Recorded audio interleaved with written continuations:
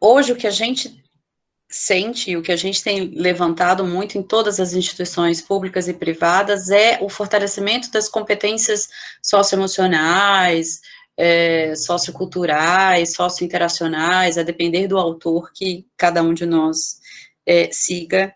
Eu ainda vejo, e eu não sei a tua sensação em relação a isso, que há um estranhamento dos docentes para o desenvolvimento dessa competência dos estudantes. Eu escutava muito dos meus pares, né, coordenadores e professores, e, pô, eu não tenho que ensinar o cara a se comportar, ele está no ensino superior. Um pouco, como é que eu posso falar? Um pouco preso a uma ótica de aluno que era o aluno do final do século passado ou o aluno do início desse século. E eu me refiro a isso quando eu falo especialmente de uma geração de estudantes que esteve no ensino superior, que representava apenas 3% da população, e que era uma população que ainda era um ensino superior mais elitista do que ele é hoje. Então, eram privilegiados sociais que chegavam aos bancos escolares das instituições, tanto públicas quanto privadas, ainda que houvesse alguns planos de expansão para o ensino superior, eles tinham sido muito tímidos. Nós vimos a rede privada, que é a maior rede do Brasil, mas a rede privada expandir enormemente no FIES, com o FIES, e nesse momento a entrada no ensino superior de estudantes que, naturalmente, por aspectos históricos, não traziam para o ensino superior, não trazem para o ensino superior uma bagagem cultural que, em tese, é esperada. Por que eu estou falando em tese? Porque todos nós conhecemos a história da educação brasileira e a gente sabe muito bem que nós nunca tivemos um projeto de educação que fosse um projeto de país com começo, meio e fim.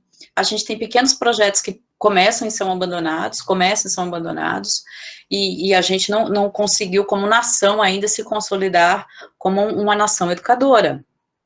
Então, em função disso, uma vez que há uma abertura do ensino superior para a inserção, né, dessas pessoas no ensino superior, ele tem que mudar de perfil. E aí eu me refiro, inclusive, a um artigo que eu escrevi alguns anos atrás, que é a própria desconstituição do ensino superior. Porque no ensino superior, alguns professores têm, de fato, que ensinar coisas que a gente esperava que os alunos já tivessem.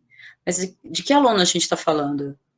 E aí a minha sensação é quase como se a gente, professor, dissesse assim, se eu fosse médico, eu só cuido do paciente quando ele não está doente. Se ele estiver doente, eu não vou cuidar. Eu só ensino para o aluno que tem condições de aprender. Porque aquele aluno com dificuldade eu não ensino. Desculpa, não faz o menor sentido. Né? Então, assim, é o material humano que nós temos, é um material humano que está completamente vinculado à nossa história da educação, e é sobre esse material humano que a gente precisa se debruçar e fortalecer.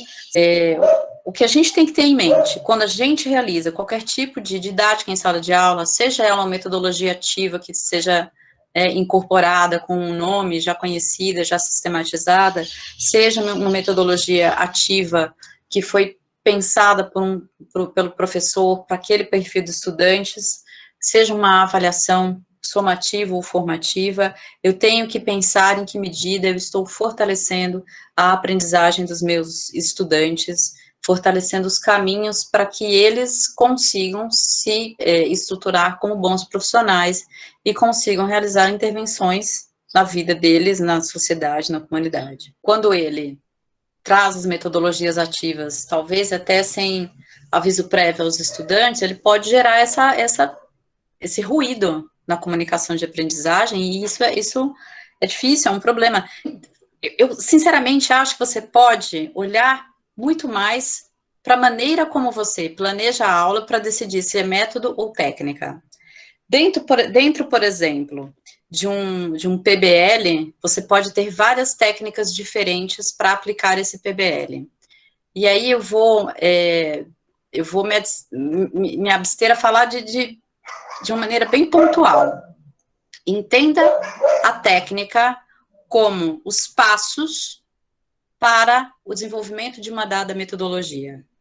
Você pode, por exemplo, numa metodologia chamada rotação por estações, ter 3 ou 4 espaços com desenvolvimento de técnicas diferentes e elas compõem um mesmo método, uma mesma metodologia. Vejam que eu estou usando método e metodologia como sinônimos.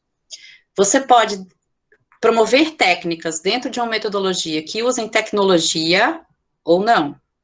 E você pode entender tecnologia no sentido estrito, no sentido tecnológico, como a gente conhece na contemporaneidade, ou técnica no sentido amplo, entendendo que, ou tecnologia no sentido amplo, entendendo também que tecnologia pode ser, por exemplo, uma tecnologia de espaço, uma tecnologia de relações.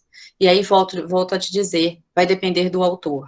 A gente tem, nesse momento, autor para todo gosto. Aqueles autores que são mais as ciências sociais, eles vão tratar a tecnologia como mecanismo, no sentido estrito, em paralelo com as tecnologias de desenvolvimento de relações. Vai mais ou menos por aí. Aqueles que são da área mais de computação e de TI, propriamente ditos, vão entender que tecnologia é tecnologia, no sentido estrito, ponto e acabou, para de piração, né? E a questão de metodologia e método, aí são muito próximas mesmo, e dentro de uma metodologia existe um cabedal de técnicas que podem ser desenvolvidas com tecnologia ou não. É mais ou menos isso. Eu gostaria de ver salas de aula que tivessem, meu sonho de consumo, sala de aula que tivesse uma problemática sendo discutida, debatida, resolvida ou não por alunos de várias áreas.